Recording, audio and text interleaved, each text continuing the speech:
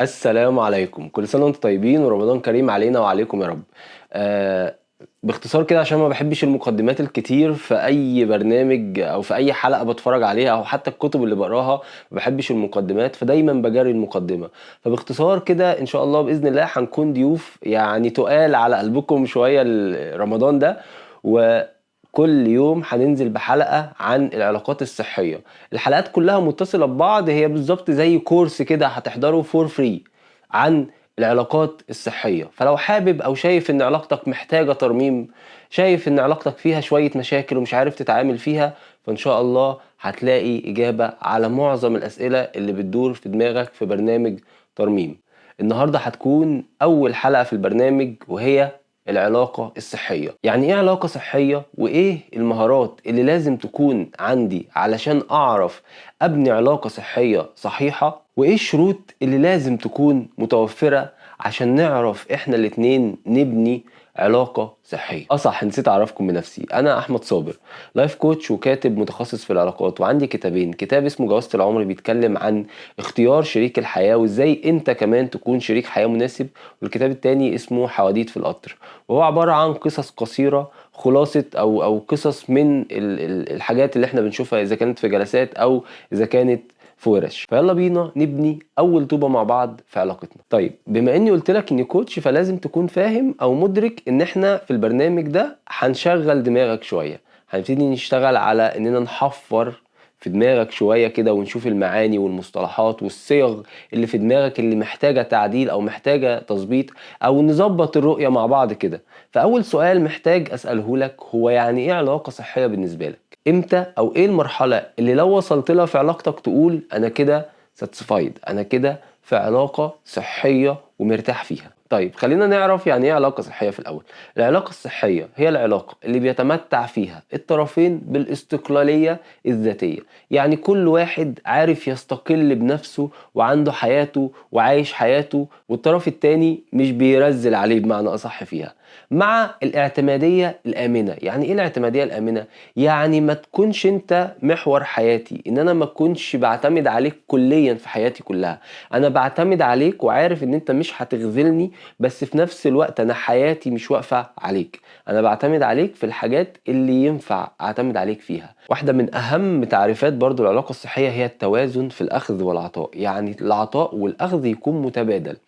واحدة من الغلطات اللي بنعملها في علاقاتنا هي إن أنا يا إما بافكّر بشكل أناني، أنا عايز آخُد وما أدّيش، فبافكّر في احتياجاتي وبافكّر في نَفْسي وبافكّر أنا ناقصني إيه، أو بادّي كتير جدًا، جدًا، جدًا، جدًا ومش عايز مقابل وباخاف أطلب مقابل لا الطرف التاني يزعل أو يسيبني ويمشي. ودي واحدة من الحاجات اللي بتدمّر العلاقات، لإن هي يا إما بتستنزفني بشكل كبير جدًا وبتستنزف طاقتي، فبالتالي باجي في الآخر برضه باتعب وما باقدرش أدّي، بعد ما الطرف التاني بيكون أخد خلاص إنه ياخد وأخد على العطاء وبقى حق مُكتسب ليه، أو إن أنا أكون شخص أناني فما أفكّرش في الطرف التاني، فلمّا الطرف التاني يبطّل يدّي أو يزهق، باخد بعضي برضه وبامشي، ودي واحدة من الحاجات اللي بتدمّر العلاقات حرفيًا. عشان كده سؤال برضه من الأسئلة اللي هتشغّل لنا دماغنا هي فكرة هو أنا داخل العلاقة دي بنيّة إيه؟ وعلى فكرة الأسئلة اللي بنسألها دي مهمة جدًا وبتتسأل في معظم الcouple coaching session، لإن الأسئلة دي هي اللي بتخلّيك تشوف الرؤية أوسع بتحفّر لك كده في مخّك بمعنى أصح، فتخلّيك تشوف حاجات أنت ممكن تكون مش شايفها دلوقتي. آخر نقطة في تعريف العلاقة الصحية هي القدرة على إدارة النزاعات دون المساس بالروابط الأساسية أو دون تدمير الروابط الأساسية. إيه هي الروابط الأساسية دي؟ إن إحنا الاتنين لمّا ندخل مشكلة مع بعض، إحنا بنتخانق علشان حاجة، فكل واحد عارف أو بيفرّق بين الغلطة والشخص. الروابط الأساسية هي فكرة إننا بنحب بعض، الروابط الأساسية فكرة إننا عايزين نبني مع بعض، الروابط الأساسية هي رؤية كل طرف للشخص التاني، فأنت مش معنى إن أنت غلطت فأنت غلط، لأ، أنت بني آدم عملت غلطة، فباعرف أفرّق بين الغلطة والشخص ذات نفسه. واحدة من أسوأ الحاجات اللي بنعملها في الخناقات هي فكرة إن إحنا بندخل الخناقة بلعبة كسبان وخسران. أنا داخل عايز أكسب، داخل عايز أكون أنا الصح، ودي واحدة من الحاجات السيئة جدًا اللي بنعملها في حق نفسنا وفي حق العلاقة ذات نفسها. لإن فكرة إن أنا داخل بنية أنا عايز أكسب، فباحاول أشوّه الطرف التاني بقدر الإمكان عشان أطلع أنا الكويس وأنا الحلو وأنا اللي ما فيش أي مشكلة فيّا وأنت السبب.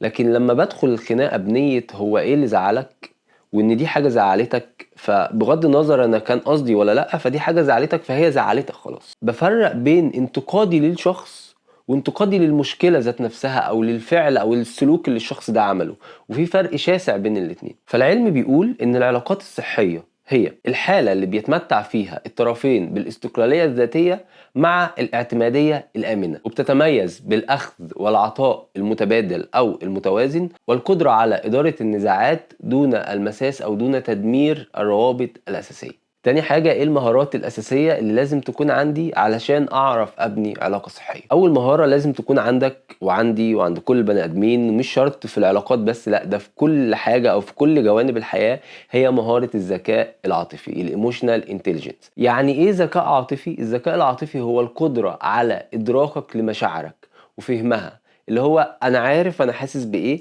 وعارف أنا حاسس بإيه ليه دلوقتي، فبالتالي سلوكي بناءً على السبب مش بناءً على مشاعري، وبتختلف أو بتفرق بشكل كبير جدًا بين إن سلوكي يكون بناءً على مشاعري أو سلوكي بناءً على السبب. زي مثلًا كده إحنا في رمضان فبنيجي قبل الفطار ب5 دقايق بتحصل خناقات في معظم البيوت، بتحصل خناقات ليه؟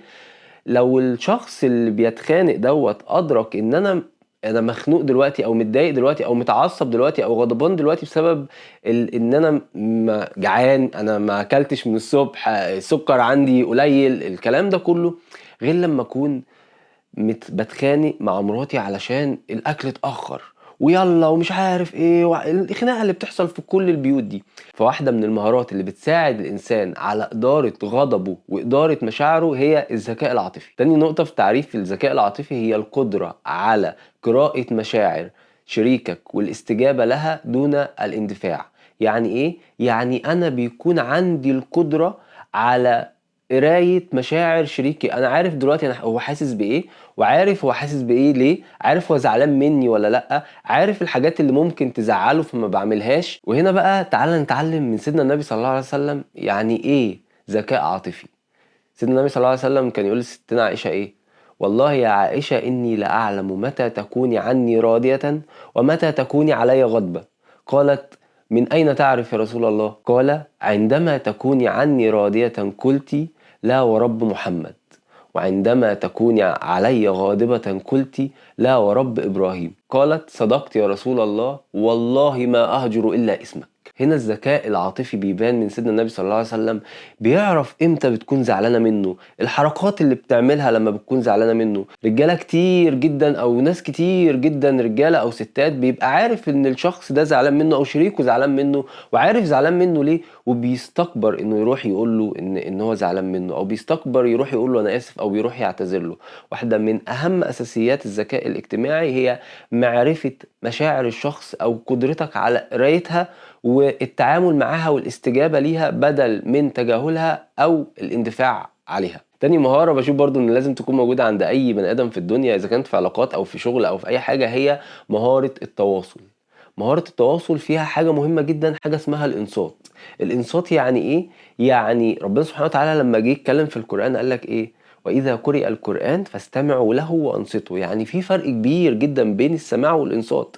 ممكن تكون قاعد بتتكلم جنبي وسامعك، بس سامعك بالعب في التليفون، فمش مُنصت ليك. الإنصات هو قدرتك على فهم اللي الشخص ده بيقوله والتعاطف معاه وتدبُّر اللي الشخص ده بيقوله. يعني أقعد أسأل طَب أنت حسّيت بده إمتى؟ طَب إيه الحاجة اللي أنا لو عملتها ممكن ما تحسّسكش بده؟ طَب أنا دوري إيه معاك في اللي بيحصل ده؟ واحدة من أهم أساسيات التواصل هي الإنصات، الاستماع، إن أنا أكون مستمع ومُنصت جيد للشريك، ما يكونش هو بيتكلّم وأنا بالعب في التليفون أنا سامعِك بوداني مش بعيني، فيقعد يعمل كده. دي واحدة من الحاجات اللي ممكن تقتل التواصل، ولو التواصل اتقتل في أي علاقة فالعلاقة كده بتموت وبتنهار.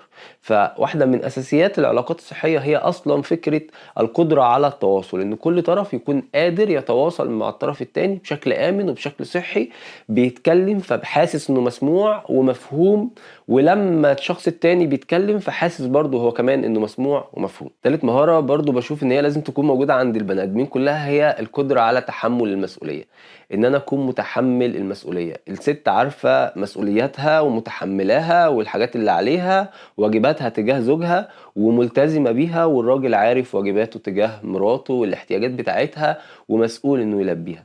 حتّة المسؤولية دي مهمة جدًا، جدًا، جدًا في أصلًا حتّة إن أنا أعرف أقوّم بيت، لازم أكون شخص باعرف أتحمّل المسؤولية. دول المهارات ال3 اللي لازم يكونوا موجودين. ممكن نحُط مهارة رابعة معاهم وهي الحدود، القدرة على بناء الحدود واحترام حدود الطرف الآخر. دي برضه واحدة من المهارات الأساسية والمهمة جدًا اللي تخلّي أي إنسان عارف حدوده إيه، وعارف حدود الطرف التاني إيه، فباحترمها، فبالتالي إحنا الاتنين عايشين مع بعض مرتاحين، ما حدّش داخل في حدود التاني. ودي واحدة من المهارات برضه اللي باشوفها مهمة جدًا في إننا نعرف نقوّم علاقة أو نعرف نبني علاقة صحية. طيب خلّيني في الآخر أقول لك إن ما فيش علاقة صحية بتتبنى من غير ال3 شروط اللي هاقولهم دول.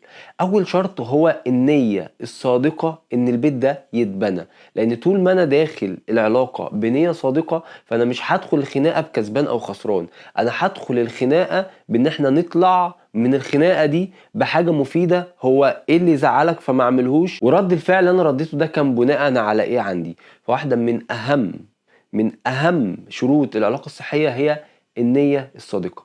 تاني حاجة هي السعي يعني المسؤولية تجاه هذه العلاقة، إن أنا أكون فاهم يعني إيه علاقة، ويعني إيه أنا مسؤول عن شخص بقى في حياتي هأُحاسب عليه يوم القيامة عند ربنا سبحانه وتعالى، فإيه هي احتياجاته وباسعى جدًا عشان أعملها. إحنا الاتنين بنسعى وبنتعلم المهارات اللي أنا لسه قايلها دي علشان نعرف نبني علاقة صحية وسوية، ما نبقاش كل واحد بيتكلم في اتجاه. فتاني شرط هو السعي لبناء العلاقة دي، مش كل واحد قاعد ومستني الشخص التاني يتحرك أو الطرف التاني يتحرك. تالت حاجة هي إدراك المعاني، إن أنا أكون عارف يعني إيه زوج، يعني إيه علاقة صحية، يعني إيه جواز، وإيه المفهوم بتاع الجواز، وإيه مفهوم السكن ده، يعني إيه مودة، ويعني إيه رحمة. إدراك المعاني ده مهم جدًا، جدًا، جدًا، واحد من أهم أو من أساسيات إن أنا أدخل علاقة صحية، إن أنا أكون فاهم المعاني دي. يعني إيه جواز، ويعني إيه شريك، ويعني إيه احتياجات، ويعني إيه مشاعر، ويعني إيه ذكاء عاطفي. الحاجات دي مهمة جدًا، لإن نيتك لوحدها يا صديقي ما تكفيش إنك تبني علاقة صحية. في مقولة كده سمعتها، مقولة من المقولات الرائعة اللي اتعلمتها من كبرنا والcoach بتاعنا حسام الغروري. المقولة دي بتقول إيه: إذا اختل المعنى فسد السعي حتى وإن صلحت النوايا. يعني لو المعنى عندك، معنى كلمة جواز دي في خلل عندك، فأنت سعيك ده فاسد، حتى لو نيتك إنك تبني علاقة صحية، حتى لو نيتك إنك تبني بيت صح. فدول ال3 شروط الأساسيين اللي لازم يكونوا موجودين في أي علاقة علشان تتبنى صح. إن شاء الله في الفيديو الجاي هنتكلم عن الاحتياجات، إزاي أعرف احتياجاتي وإزاي أعرف أطلبها. يا رب أكون كنت ضيف خفيف عليكم في أول حلقة في برنامج ترميم، واحفظوا الاسم ده كويس، ترميم. إن شاء الله ربنا سبحانه وتعالى يجعلني سبب صغير أوي في إن علاقاتكم تتصلح وتبقى زي الفل. سلام.